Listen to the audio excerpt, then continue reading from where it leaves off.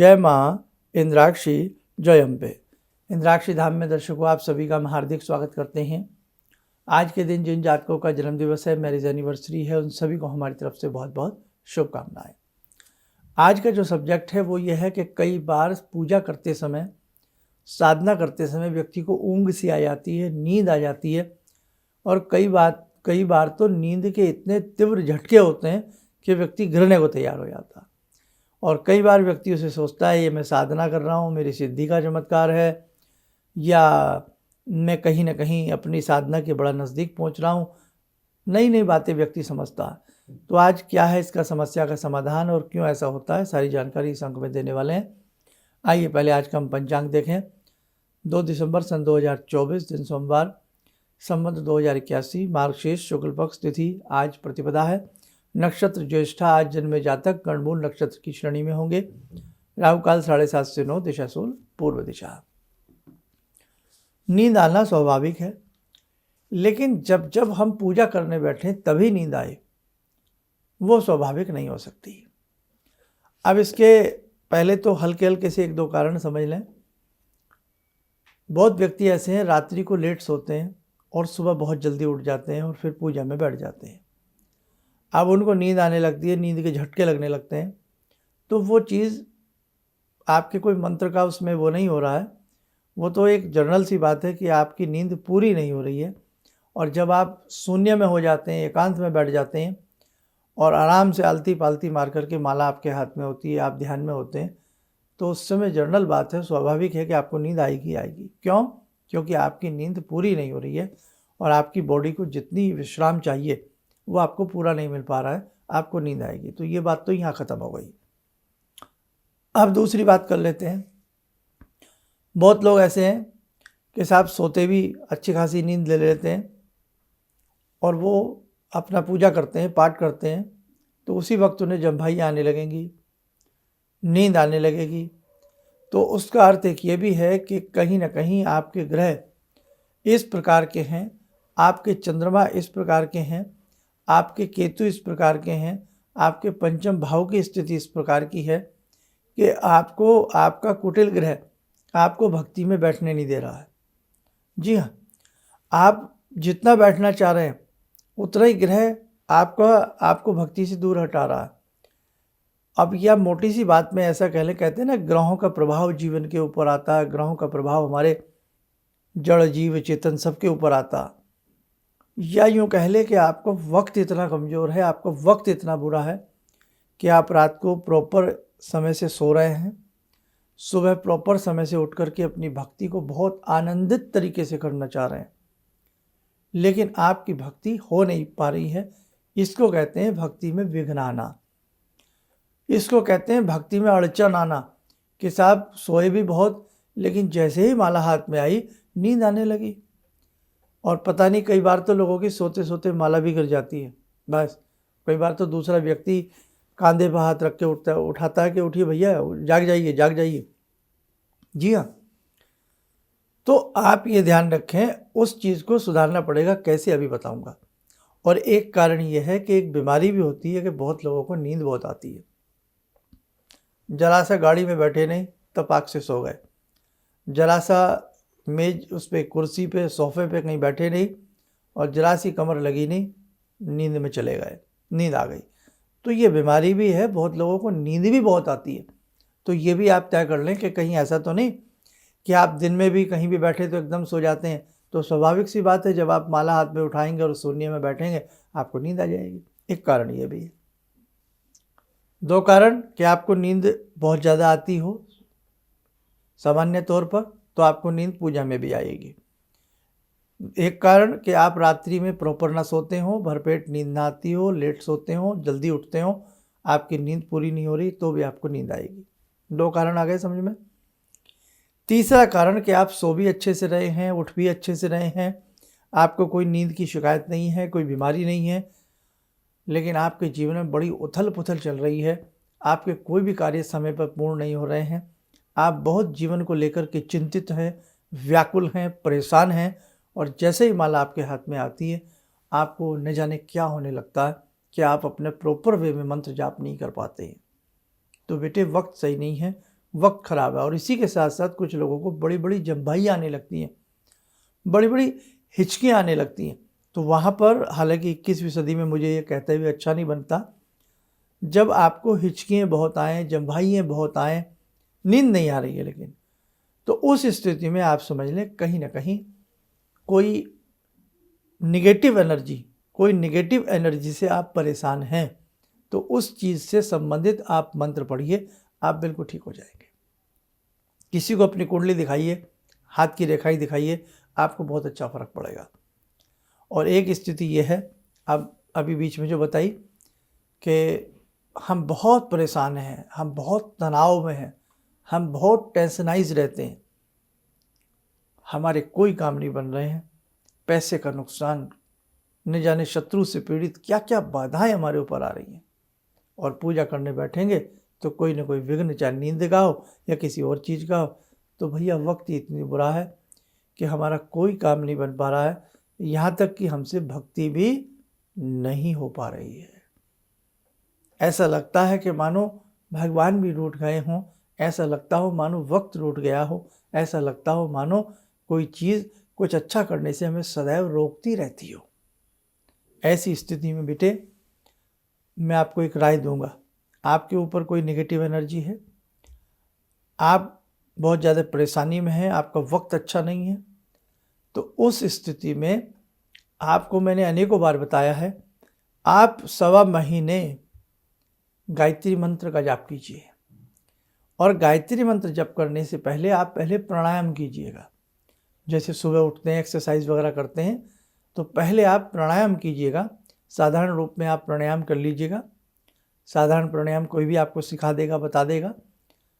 तो आप पहले प्राणायाम कीजिएगा और उसके बाद अपना जो भी आपका नहाना धोना वगैरह है, जो भी जिस हिसाब से आपने रूटीन बनाना है बनाइए। उसके बाद आप 1 घंटा आधा घंटा गायत्री मंत्र 1-2 महीना कीजिएगा, 1.25 महीना कीजिएगा, आपको आनंद आएगा। और जिनका सोने जागने का कोई रूटीन नहीं है, अपने रूटीन को व्यवस्थित कीजिएगा, टाइमली सोइएगा, टाइमली उठिएगा, अपनी बॉडी को अच्छे से रेस्ट दीजिएगा, तो आपको नींद नहीं आएगी। आपको तो सिर्फ यही प्रॉब्लम थी, समझ गया है। और किन्हीं को बहुत ज़्यादा नींद आती हो, बैठते साथ पीछे को लुढ़क जाते हो, तो वो अपना एक बार मेडिकल चेकअप कराएं, डॉक्टर साहब से मिलें, कोई ऐसी कोई कारण तो नहीं, कोई बात तो नहीं, उन्हें अपनी व्याधि बताइएगा, बात बताइएगा, तो आप मेडिकल उपचार से और थोड़े मोटे कोई उपचार से आप ठीक हो जाएंगे। लेकिन जो तीसरे लोग हैं, जो बहुत चिंतित, परेशान, विडाल, प्रॉब्लम में, तो वहाँ के लिए मैंने बताया है कि आप गायत्री मंत्र पढ़िएगा। पहले प्राणायाम कीजिएगा, फिर गायत्री मंत्र करिएगा, और यदि संभव हो सके पद्म आसन में बैठ करके आप अपना गायत्री मंत्र पढ़िएगा। आपको बहुत अच्छा लाभ मिलेगा और आपकी जो ये नींद आने की समस्या है हमेशा के लिए दूर हो जाएगी। और रात्रि को जब आप सोएं तो 3 बार दुर्गा भगवती का एक मंत्र जरूर पढ़ें। या देवी सर्वभूतेषु निद्रा रूपेण संस्थिता नमस्तस्यै नमस्तस्यै नमस्तस्यै नमो नमः। या देवी सर्वभूतेषु निद्रा रूपेण संस्थिता नमस्तस्यै नमस्तस्यै नमस्तस्यै नमो नमः। ठीक। और जब सुबह आप नहा धो करके सुबह आप अपनी साधना करें तो उस साधना में देवी अथर्वशीर्षम और गायत्री मंत्र 2 चीज़ आप करने लग जाइएगा। देवी अथर्वशीर्षम में कहा गया है कि रात्रिकालीन के जो दोष होते हैं वो ऐसे मिट जाते हैं, दिन के दोष शाम का पाठ करने से दूर हो जाते हैं। तो वो देवी अथर्वशीर्षम जरूर पढ़िएगा। आप बहुत आसान संस्कृत है उसकी, बहुत क्लिष्ट संस्कृत नहीं है। और यदि कहीं कोई शब्द उसके क्लिष्ट, जटिल लगते हैं, कॉम्प्लेक्स लगते हैं, तो आजकल तो बड़ा इंटरनेट पे बहुत लोगों ने बताया है कि हर पाठ को पढ़ के भी बताया है, वहाँ से आप सीख लीजिएगा। या आसपास कोई आपके मंदिर हो, वहाँ पंडित जी के पास चले जाइए जो संस्कृत से आचार्य हों, वो आपको बता देंगे। 1-2 दिन जाइए, हम कुछ सीखने के लिए तो जा रहे हैं ना, तो उनसे आप वो उसका अच्छे से उसका प्रोनाउंसिएशन सीख लीजिएगा, वो आपसे आ जाएगा। नहीं तो फिर उसे हिंदी में पढ़ लीजिएगा आप। तो ये आप चीज़ कीजिएगा। और कहीं आपको आसपास आपके गाय हो, गौशाला हो, तो आप सोमवार के सोमवार गौ माता को आटे की लोई, आटे की पेड़ी या 2 रोटी के बीच में रख के चीनी, मिश्री या शक्कर, गुड़ आदि खिलाते रहिएगा। तो आपके चंद्रमा बलिष्ठ होंगे, क्योंकि चंद्रमा का अधिकार मन के ऊपर है और मन सुस्त होता है तो नींद भी जल्दी आती है। हाँ, बहुत बच्चे किताब लेते ही बैठेंगे, सो जाएंगे। पढ़ने के लिए मम्मी पापा कहें अरे पढ़ लो पढ़ लो पढ़ लो, और बस किताब आते ही मम्मी नींद आ रही है, मम्मी नींद आ रही है। सो जाओ भैया, जाओ सो जाओ। माँ बाप क्या कर सकते हैं फिर बेचारे। तो इसलिए चंद्रमा का दान करते रहिएगा, तो भी आपकी नींद के ऊपर आपका कंट्रोल हो जाएगा। और जब आप पूजा के लिए बैठें तो अपने पास जल जरूर रख के बैठें। जल भी चंद्रमा के सूचक हैं, है ना। तो आप जल जरूर लेफ़्ट साइड में, अपने लेफ़्ट साइड में, भगवान के राइट साइड में, आपके लेफ़्ट साइड में जल भर करके रख लें, और चाहे वही जल बाद में आप सूर्य नारायण को अर्पण कर दें। तो ये आप ध्यान रखें, ऐसा करने से आपको बहुत अच्छा लाभ मिलेगा। ये जो नींद की शिकायत है वो आपकी हमेशा हमेशा के लिए दूर हो जाएगी। और उस जल में थोड़ा सा यदि गंगा जल भी मिला लें तो सोने पे सुहागा। और जिस आसन पर आप बैठते हैं, आपका आसन लकड़ी का नहीं होना चाहिए। आपका आसन किसी पत्थर के ऊपर आपको डायरेक्ट नहीं बैठना है। आपका आसन विभिन्न प्रकार के काले या नीले रंगों से युक्त नहीं होना चाहिए। संभव हो कुशाकासन हो, उस पर आप कोई ऊनी कंबल या कोई चीज़ बिछा सकते हैं। बहुत लोग डायरेक्ट कुशा पर नहीं बैठ सकते, चुभती है, उनको शिकायत होती है। और जो लोग बिल्कुल नीचे नहीं बैठ सकते हैं आलती पालती मार करके, वो किसी मूढ़ा या किसी चेयर पे उसके ऊपर ऊनी कंबल आप बिछा करके बैठिएगा। खाली बिना आसन के मत बैठिएगा, ये भी आप ध्यान रखें, है ना।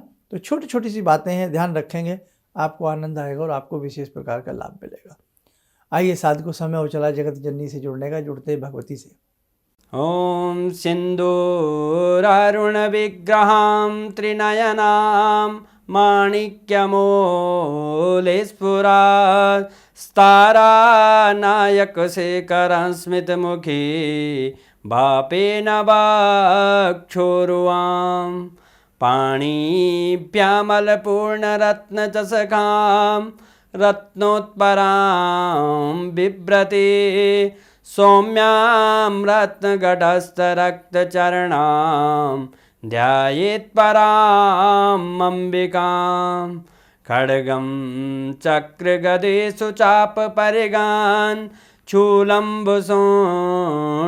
शिरा शङ्खं संदधतीं करे स्त्रीनयनां सर्वाङ्गभूषावृतां नीलासमद्युतिमास्य पाददशकां सेवे महाकालिकां यामास्तो स्वपितैहरो कमलजो हन्तुं मधुं कैटवं विद्युद्दामसमप्रभां मृगपते स्कन्दस्थितां भीषणां कन्या विहकरवालखेटविलसा धस्ताविरासेवितां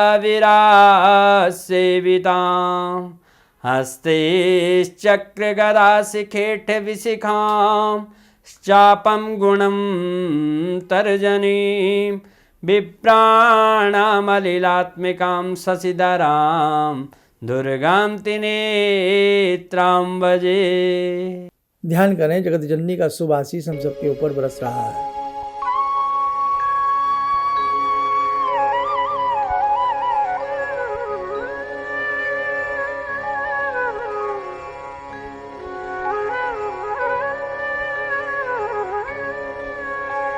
ओम बोलते हुए नेत्र खोलें, सामान्य हो जाए। देखो साधकों, बहुत सारी ऐसी चर्चाएं हैं जो भी बाकी हैं। आप हमसे यूं ही जुड़े रहिएगा और बहुत सारी ऐसी छोटी छोटी समस्याओं पर आपसे हम यूं ही चर्चा करते रहेंगे। आप सब स्वस्थ रहें, सुखी रहें। इन्हीं शुभकामनाओं के साथ हम अपनी वाणी को विराम देते हैं। जय जय अम्बे। गुरु जी से मैं तब से जुड़ा हूँ जब से वो एक चैनल आती थी P7, उसी से मैं जुड़ा हुआ था। और गुरुदेव से हमारी जब मुलाकात हुई तो मैं आश्चर्यचकित रह गया जब उन्होंने हमसे बताया कि आपके साथ ऐसे ऐसे हुई। तो मैं इतना आश्चर्य हो गया कि इन्हें कैसे मालूम, और इतना बढ़िया इन्होंने बताया, जिसके वजह से मैं आज तक उनसे प्रभावित हूँ। और इनका बताने का शैली वगैरह इतनी बढ़िया है जो हम अपने क्लास के टीचर से भी उतना बढ़िया नहीं समझ पाते थे। ये हमें बहुत पसंद आई। और दूसरी बात कि इनके साथ जितने भी मैं जुड़ा, जब से जुड़ा रहा, जो भी समस्या आई, मैं बहुत ही अच्छा तरह से मेरे सॉल्व होते चले गए। और आज तक मैं उनके आशीर्वाद से मैं बहुत सुखी हूँ। किसी भी समस्या के समाधान के लिए मिले प्रसिद्ध हस्तरेखा एवं वास्तु विशेषज्ञ प्रोफेसर धर्मेंद्र शर्मा जी से। नोट: शिविर में भाग लेने हेतु एवं व्यक्तिगत रूप से मिलने के लिए कॉल करने का समय सुबह 10 बजे से शाम 6 बजे तक। हमारे विभिन्न ज्ञानवर्धक कार्यक्रम देखने के लिए आप हमें अभी सब्सक्राइब करें, बेल आइकन को प्रेस करें ताकि आप देख सकें हमारा कार्यक्रम सबसे पहले। और अधिक जानकारी के लिए फेसबुक पेज को लाइक करना न भूलें।